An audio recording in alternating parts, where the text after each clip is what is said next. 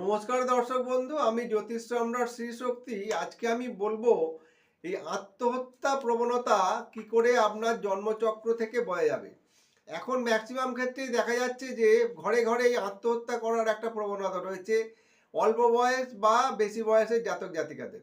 এবারে যদি আপনার চন্দ্র যদি জন্মচক্রে দেখা যায় যে কেতুর নক্ষত্রে থাকে, যেমন অশ্লেষা, মঘা, অশ্বিনী এবং মূলা এই নক্ষত্রে অবস্থান করে, এবং যদি কেতু যুক্ত থাকে চন্দ্র, বা দেখা গেল যে কেতুর সপ্তমে চন্দ্র রয়েছে, এরকম অবস্থান যদি থাকে, আর চন্দ্র যদি খুবই পাপপীড়িত হয়ে অবস্থান করে, তাহলে তার কিন্তু মন মানসিকতা একেবারেই ভেঙে যাবে।